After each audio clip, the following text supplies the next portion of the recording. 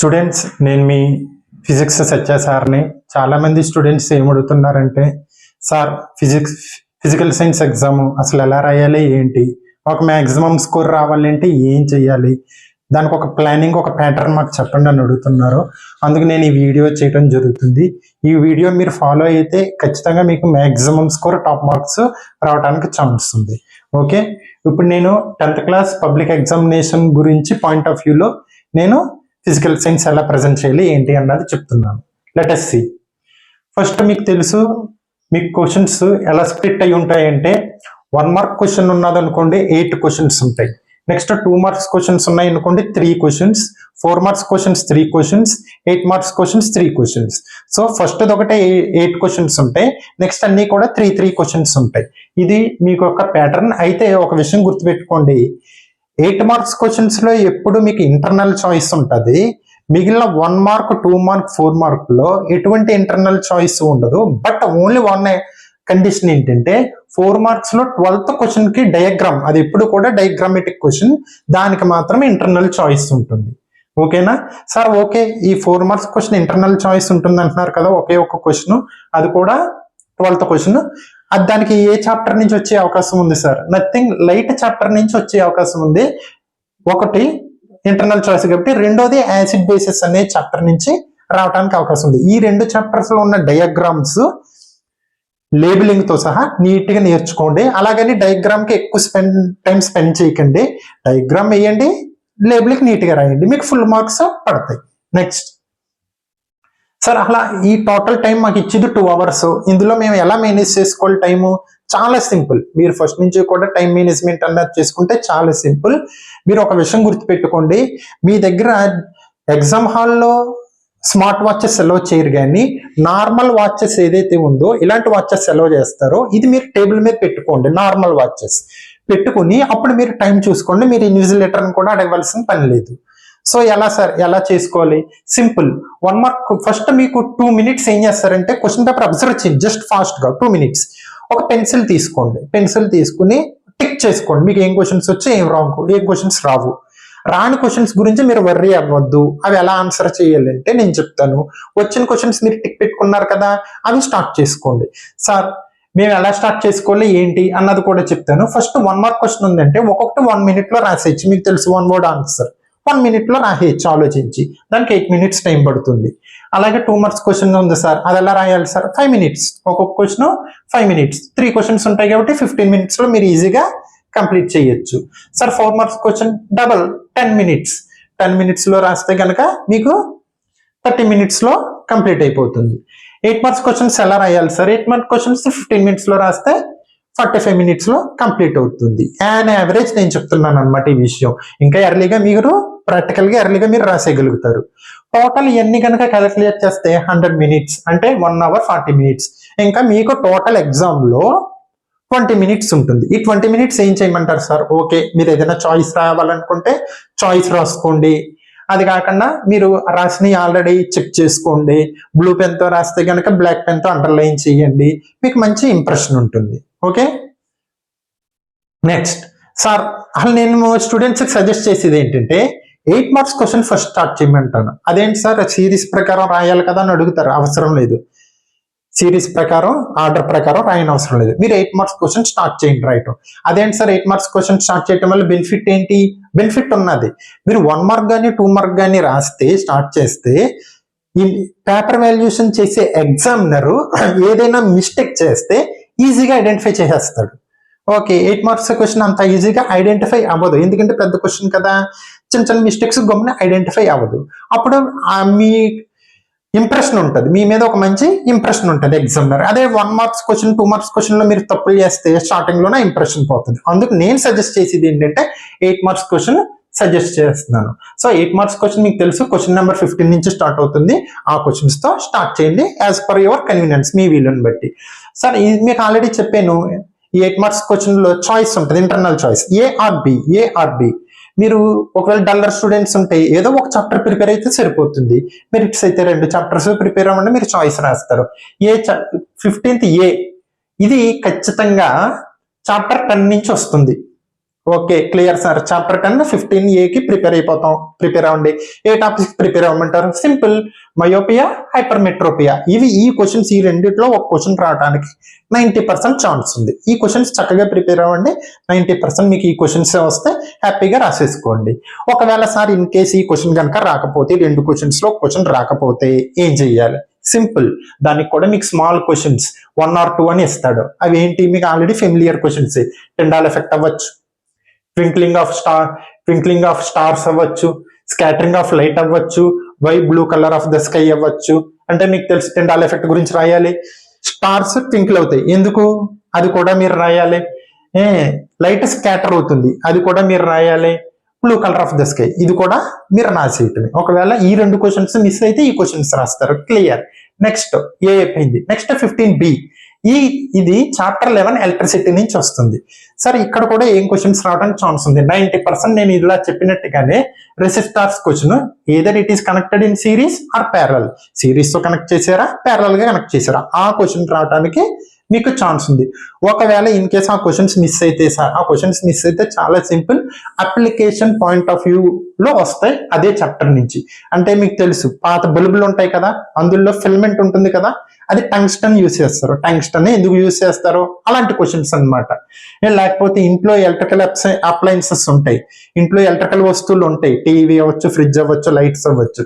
ఇవన్నీ ఎలా కనెక్ట్ చేస్తారు? ప్యారలల్ గా కనెక్ట్ చేస్తారు. ఎందుకు కనెక్ట్ చేస్తారు? అలాంటి simple questions, application point of view related questions ఉంటాయి. అవి మీరు జాగ్రత్తగా చదువుకుని ఆన్సర్ చేయండి. Next question number 16. Okay sir, 15th question clear. మాకు 16th క్వశ్చన్ గురించి చెప్పండి. చాప్టర్ 1 చదువుకోండి, కెమికల్ రియాక్షన్స్ అండ్ ఈక్వేషన్స్. ఇందులో మీ ఆల్రెడీ అన్ని ఫెమిలియర్ క్వశ్చన్సే. First displacement and double displacement తెలుసు మీకు. నీట్ గా బాక్స్ తయారు చేసుకోండి. డిస్ప్లేస్మెంట్, డబుల్ డిస్ప్లేస్మెంట్, ఈ పక్కన డిస్ప్లేస్మెంట్ రాయండి, ఈ పక్కన డబుల్ డిస్ప్లేస్మెంట్ రాయండి. చాలా మంది స్టూడెంట్స్ ఏం చేస్తారంటే ఫస్ట్ అంతా డిస్ప్లేస్మెంట్ రాసేసి మళ్ళీ తర్వాత డబుల్ డిస్ప్లేస్మెంట్ రాస్తారు. అలా కాకుండా మీరు బాక్స్ పెట్టుకుని దాంట్లో రాస్తే మాత్రం వాల్యూ చేసే ఎగ్జామినర్ కి మంచి ఇంప్రెషన్ ఉంటుంది. సార్ ఓకే, ఆ క్వశ్చన్ రాకపోతే బ్యాలెన్స్ ది కెమికల్ ఈక్వేషన్స్. మీకు ఒక కెమికల్ ఈక్వేషన్ ఇచ్చి బ్యాలెన్స్ చేయమంటాడు, లేదంటే కొన్ని ఫార్ములాస్ ఇచ్చి అట్ల పేర్లు రాయమంటాడు, లేదంటే పేర్లు ఇచ్చి అట్ల ఫార్ములాస్ రాయమంటాడు. ఖచ్చితంగా వీటి నుంచే మీకు క్వశ్చన్ వస్తుంది. నెక్స్ట్ అది కూడా కాకపోతే sir types of chemical reactions యొక్క రకాలు, వాటి గురించి రాయండి. అంతే. ఈ 3 ప్రిపేర్ అయితే మీరు ఈజీగా 8 మార్క్స్ ఆన్సర్ చేయొచ్చు. ఒకవేళ అది కాకపోతే ఈ బి అన్నది chapter 4 carbon and it's compound. మీకు ఆల్రెడీ తెలుసు మెకానిజం యాక్షన్ ఆఫ్ సోప్. ఇది ప్రతి స్టూడెంట్ కి ఫెమిలియర్ క్వశ్చన్. ఇందులో 2 ఉంటాయి, ఒకటి యాక్టివిటీ, ఒకటి 8 మార్క్స్ క్వశ్చన్. సో మీరు 8 మార్క్స్ క్వశ్చన్ రాసిన పర్లా, యాక్టివిటీ రాసినా పర్వాలేదు. నెక్స్ట్ ఏం రాయాలి సార్? ఇగో హోమోలోగస్ సిరీస్ అని, కంబషన్, ఆక్సిడేషన్, సబ్స్టిట్యూషన్, ఎడిషన్, ఇటువంటి టాపిక్స్ నుంచి క్వశ్చన్స్ ఇస్తాడు. ఇది కాకుండా మిస్ అయితే ఎగ్జామినర్ ఇంకేమి ఇవ్వడానికి ఛాన్స్ ఉంది? Ethanol and ethanoic acid. ఇది కూడా మీకు స్టార్టింగ్ లో నేను చెప్పినట్టుగానే డిస్ప్లేస్మెంట్, డబుల్ డిస్ప్లేస్మెంట్ ఎలా రాశారో వాటి యొక్క డిఫరెన్స్, ఇథనాల్, ఇథనోయిక్ యాసిడ్ యొక్క డిఫరెన్సెస్ కూడా మీరు నీట్ గా టేబులర్ ఫామ్ చేసి దాంట్లో రాస్తే మీకు ఇంప్రెషన్ పడి మాక్సిమం 8కి 8 మార్కులు కూడా మీకు ఖచ్చితంగా వస్తాయి. Next 17th question. మీకు తెలుసు ఇది లాస్ట్ క్వశ్చన్. ఇది కూడా మీకు ఇంతకు ముందు చెప్పినట్టుగానే చాప్టర్ 12 నుంచి ఏ వస్తుంది, చాప్టర్ 3 నుంచి ఇది వస్తుంది. ఈ చాప్టర్ 12 నుంచి అంటే magnetic effects of electric current నుంచి వస్తుంది. మీకు ఆల్రెడీ తెలుసు లెసన్ స్టార్టింగ్ లో ఆస్టెడ్ ఎక్స్పెరిమెంట్స్ అని ఉంటుంది. కాంపస్ నీడిల్ తో ఆస్టెడ్ ఎక్స్పెరిమెంట్, ఎందుకు నీడిల్ డీవియేట్ అయింది అన్న ఎక్స్పెరిమెంట్ ఉంటుంది. అదొక క్వశ్చన్ రావచ్చు. Current carrying conductor placed on external magnetic field, already మీకు తెలుసు. హార్స్ షూ మ్యాగ్నెట్ పెట్టి ఒక రాడ్ పెట్టి ఇది ఎందుకు డీవియేట్ అవుతుంది అన్న క్వశ్చన్ ఒకటి ఉంటుంది. ఓకేనా? ఒక కండక్టర్, ఎలక్ట్రిక్ కండక్టర్ పెట్టి మ్యాగ్నెట్ పెడితే ఇది లెఫ్ట్ ఆర్ రైట్ డీవియేట్ అవుతుంది, ఇది రివర్స్ చేస్తాం మళ్ళీ లెఫ్ట్ ఆర్ రైట్ డీవియేట్ అవుతుంది, ఆ క్వశ్చన్ అనమాట. అది కాకుండా magnetic lines produced by current carrying conductor. ఈ క్వశ్చన్స్ ఈ 3 కనుక రావడానికి మాక్సిమం అవకాశం ఉంది. కానీ ఎగ్జామినర్ ఒకటి అనుకుంటున్నాడు, ఎప్పుడు కూడా ఏ క్వశ్చన్స్ ఇస్తున్నాం ఇది ఒక్కసారికే మారుద్దాం అనుకుంటే మాత్రం లైట్ చాప్టర్ నుంచి వస్తుంది. మెరిట్ స్టూడెంట్స్ ఈ 3 క్వశ్చన్స్ తో పాటు లైట్ చాప్టర్ కూడా ప్రిపేర్ అవటం safe. Okay, 17A. Next 17B తెలుసు, ఇది అందరికీ chapter 3 metals and non metals. ఓకేనా?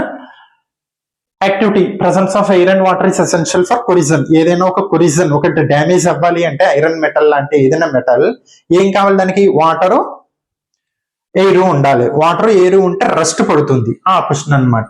Next metal reacts with solution of other metals. ఒక మెటల్ ఇంకొక మెటల్ యొక్క సొల్యూషన్ లో ఎలా రియాక్ట్ అవుతుంది అన్న క్వశ్చన్ అనమాట. ఈ రెండు క్వశ్చన్స్ రావడానికి ఛాన్స్ ఉంది. ఒకవేళ ఇక్కడ చెప్పినట్టుగానే ఎగ్జామినర్ అబ్బాయి ఎప్పుడు ఈ చాప్టర్ నుంచి ఇస్తున్నాం అని చెప్పి ఎప్పుడైనా కొద్దిగా డీవియేట్ అయితే మాత్రం water of crystallization of salts, ఈ క్వశ్చన్ చాలా ఇంపార్టెంట్. ఇది చాప్టర్ 2 నుంచి ఉంటుంది. ఇది కూడా ప్రిపేర్ అవ్వండి. Next 4 marks question. ఈ 4 మార్క్స్ క్వశ్చన్ లో మీకు తెలుసు 12, 13, 14 క్వశ్చన్స్ ఉంటాయి. 3 క్వశ్చన్స్. ఈ 3 క్వశ్చన్స్ లో first light reflection and reflection chapter 9 నుంచి వస్తుంది. డయాగ్రామ్ విత్ లేబులింగ్, ఇది మాత్రం చాలా గుర్తుపెట్టుకోండి. మీరు కాన్కేవ్ మిర్రర్ కానీ, కాన్వెక్స్ మిర్రర్ కానీ, కాన్కేవ్ లెన్స్ కానీ, కాన్వెక్స్ లెన్స్ కానీ వాటి యొక్క ఆబ్జెక్ట్ పొజిషన్, ఇమేజ్ పొజిషన్, ఆ లేబులింగ్ అన్నది పర్ఫెక్ట్ గా రాయండి.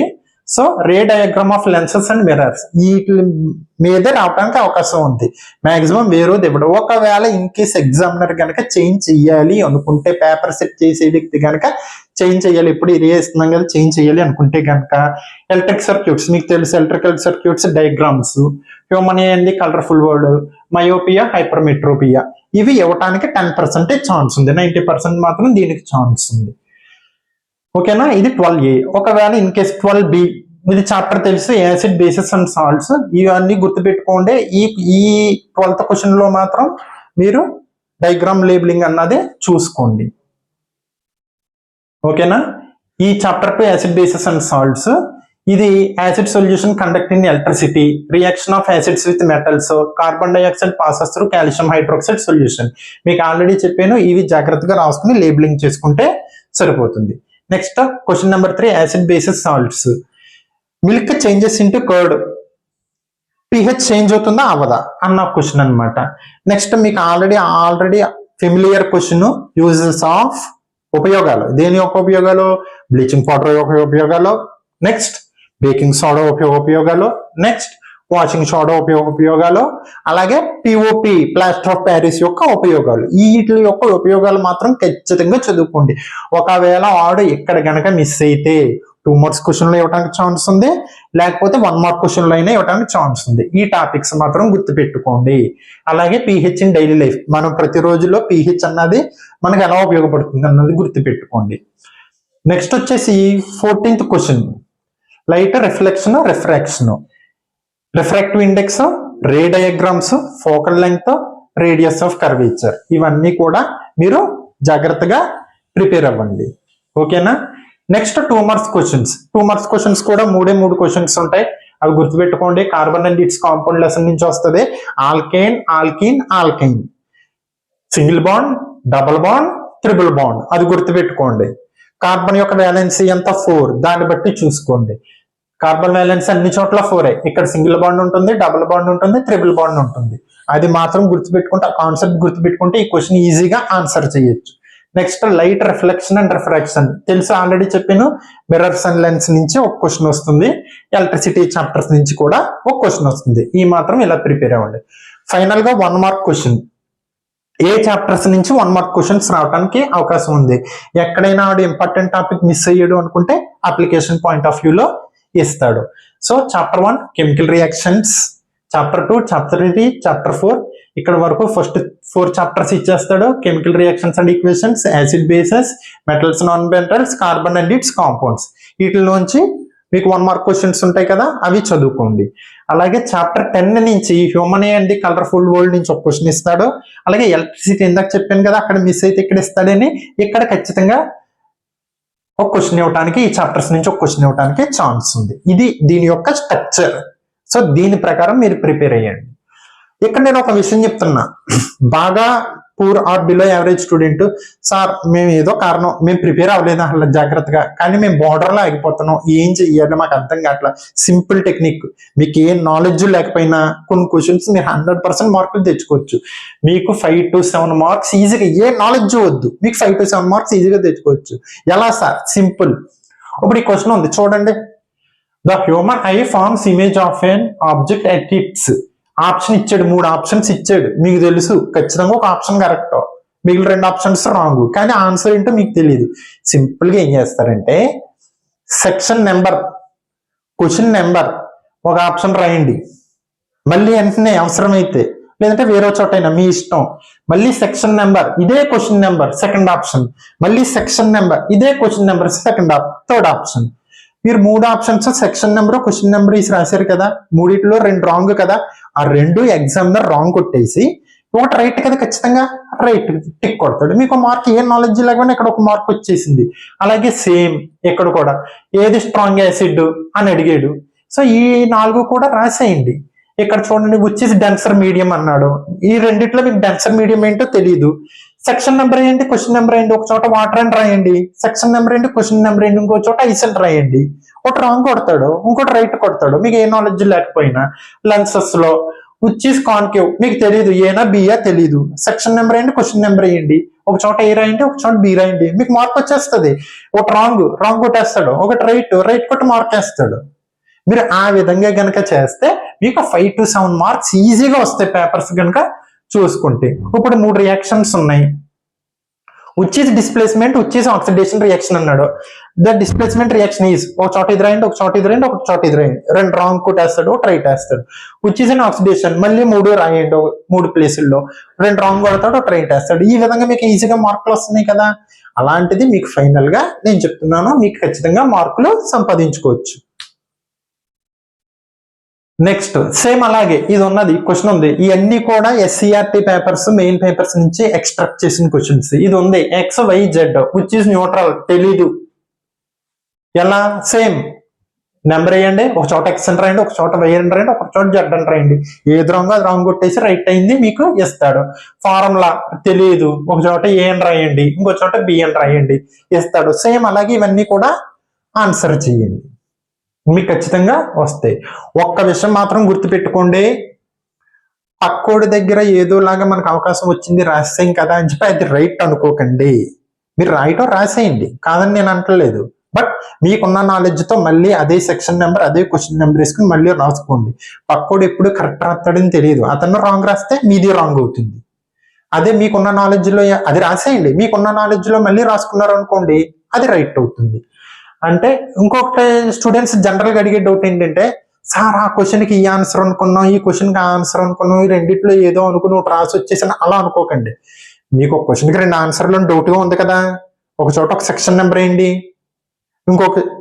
ఈ క్వశ్చన్ రాయండి, మీరు అనుకున్న క్వశ్చన్ రాయండి, ఇంకో సెకండ్ ఒపీనియన్ ఉంటుంది కదా, ఇంకో క్వశ్చన్ ఏమో అని అనుకుంటారు కదా, మళ్ళీ సెక్షన్ నెంబర్ వేసి క్వశ్చన్ నెంబర్ వేయండి, మళ్ళీ అక్కడ రాయండి. మీకు తెలిసి రెండిట్లో ఒకటి కరెక్ట్ ఒకటి రాంగ్, ఎగ్జామినర్ ఏం చేస్తాడు, రాంగ్ అయింది రాంగ్ కొట్టేస్తాడు, రైట్ అయింది మార్కులు వేసేస్తాడు.